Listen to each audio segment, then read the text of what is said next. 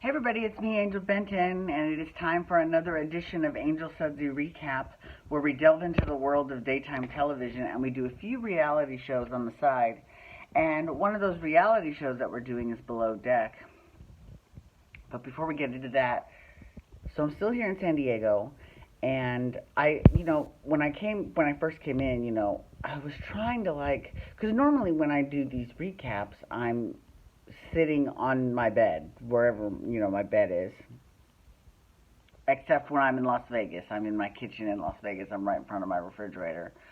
And normally I sit on my bed, but here's the thing about this room here. So this hotel, it's nice, but there's no privacy because all of the walls are paper thin, and so everyone can hear everything, right? I can hear the dog next door. I can hear the people underneath me having telephone conversations. One of the reasons you check into a hotel is for privacy, so I would kind of look into that, because that's not good. Anyways, the other thing that's kind of not that great about this room is that it is, the lighting is just not good. So, or at least over the bed, it's not that good.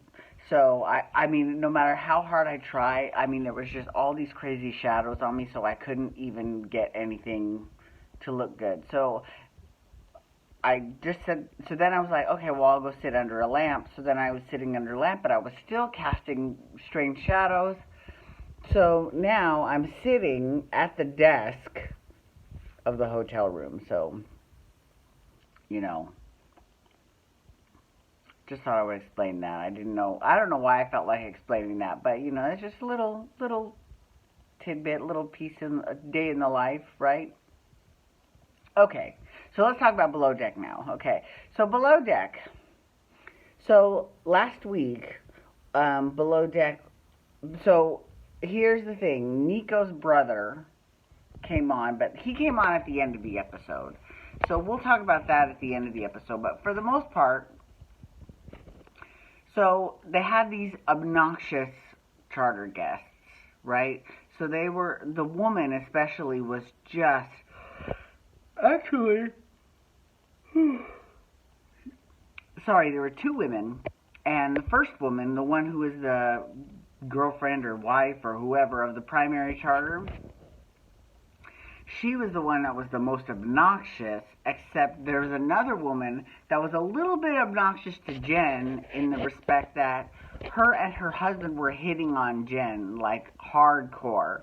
And, I understand because Jen doesn't have any service experience before the boat. So this was kind of like her first experience with someone like hardcore sexually harassing her, right? So she didn't quite know how to handle it. And Kate was very diplomatic. She's like, when you're a hardcore yachty, you learn how to handle these things. That's the problem with Jen, though, is that she's not a hardcore yachty. And that's not a bad, it's not a bad thing. It's her first yacht. So, of course, she's not going to be a yachty officially yet because she doesn't have any experience. But she was totally skeeved out. And Kate was trying to give her tips. She's trying to be like, look, you're kind of giving off mixed signals because, you're touching them, saying, hey, when she doesn't want them to touch her.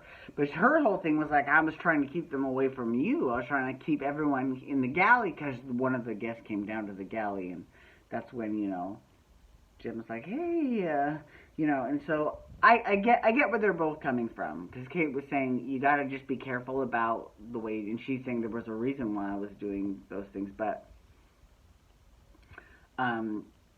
it wasn't miscommunication because they were both communicating to each other.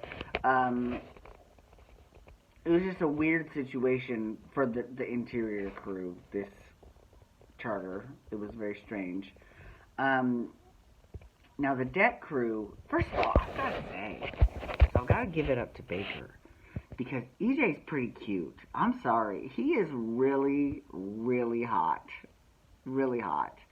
And I like the fact that, like, when Baker does stuff that would normally, not everyone, but it would normally turn off, like, a different kind of straight guy. He's just more and more intrigued by her. I love it. I love that.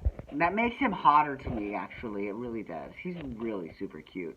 And last week he was on, so Kate has a podcast called The After Deck, and he was the guest last week, and she was talking to him, and she had all kinds of, like, questions, about, yachting, and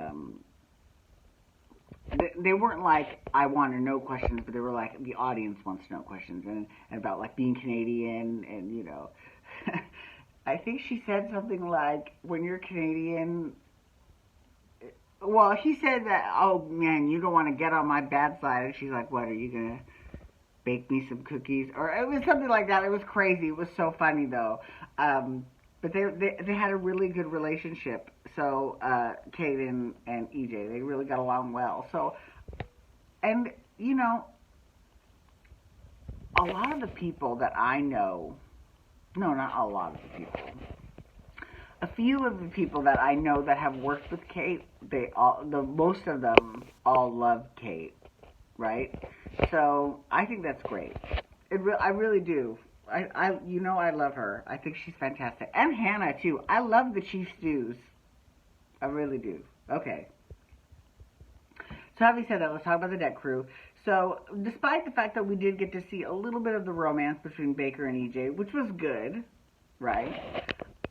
They also showed, well, there was a little bit of tension between Bruno and the interior, and I have a feeling that that's going to bubble over next week.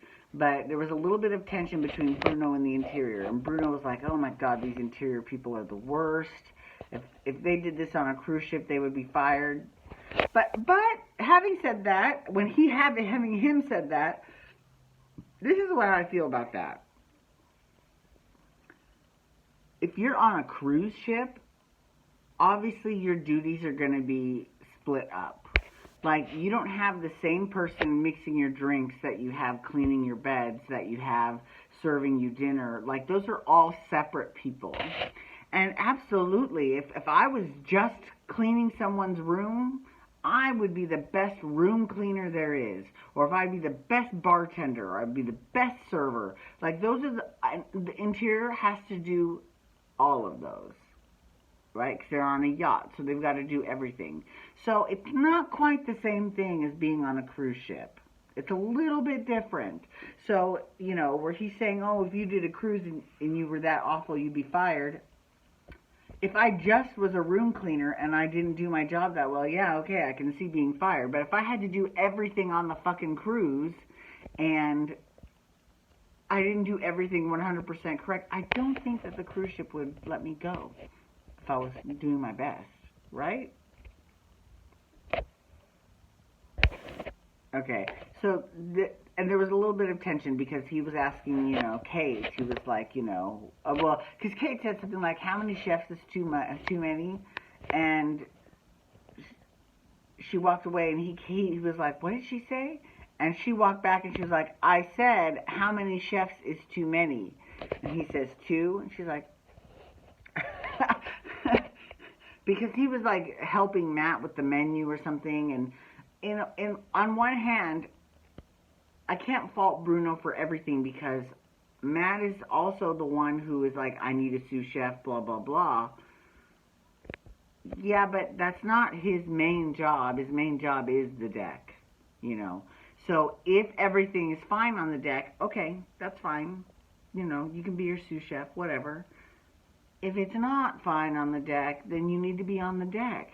Because your job, you're not being paid to be a sous chef. So, because really, you're taking the effort off of Matt. Matt doesn't have to do anything. You're doing twice the work for him to get twice the pay for half the work. That doesn't seem that fair to me, to be honest with you. But